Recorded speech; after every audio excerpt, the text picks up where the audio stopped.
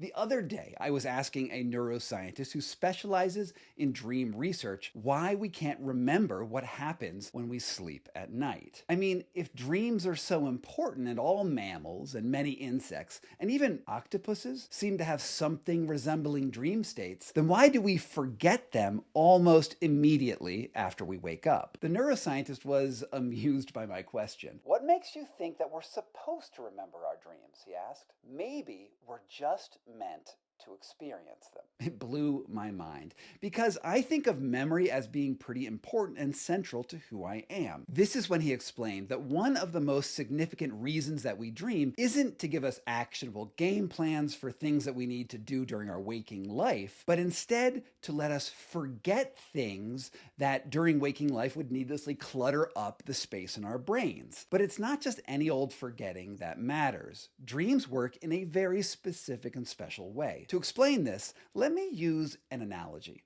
Think of your brain as a sort of computer hard drive. Throughout the day, it records absolutely every piece of information that comes in through the sensory system. You don't only record the content of a particular awesome YouTube video that you might be watching, but also the quality of light in the room, the specific way you tore open the wrapper on your morning Pop-Tart for breakfast, the musty smell of your closet, and your postman talking on his cell phone on the way to the door of your house. All of that information takes up a lot of space, but most of it isn't important at all. But just for balance's sake, let's say that you did have one important conversation that day. Maybe your mother told you the combination and location of the family's safe deposit box, something you certainly want to commit to memory. All of that information is taking up valuable brain space in your short-term memory in the equivalent of your brain's RAM chips. Before you encode it into the long-term ROM of a hard drive, you first need to figure out what is important and what is not. In the course of an evening's sleep, your brain sifts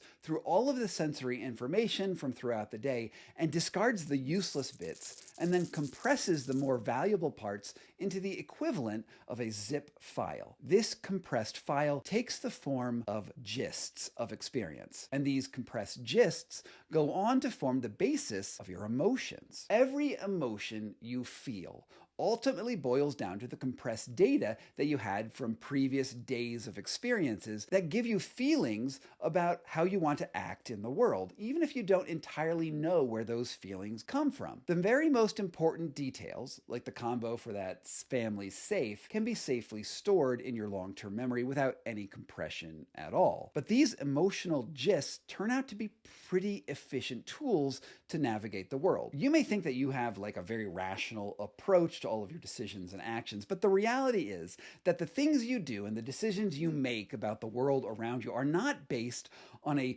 Vulcan-style logic, but it's actually an amalgamation of gut feelings. And emotions, well, they're great because they give us salient content about some sort of specific topic, like great heights are scary, or my wife is nice, and that man over there is mean, and I don't really trust that salesman who just came to my door, not because I have outsmarted the logic of the world and cause and effect with the power of my intellect, but because I have a sort of generalized emotional intuition about things. Dreams give you those gut reactions that, frankly, usually mean more to us than hard data. One way that you can tell that this is absolutely true is to think about how you acted after the last time that you had a poor night's sleep. Were you irritable when you heard a loud noise, or did you have an out-of-bounds emotional response to something that normally shouldn't have bugged you at all? This typically happens because you didn't get enough time to process the emotional information from the day before. Indeed, one family therapist that I know says that more often than not, people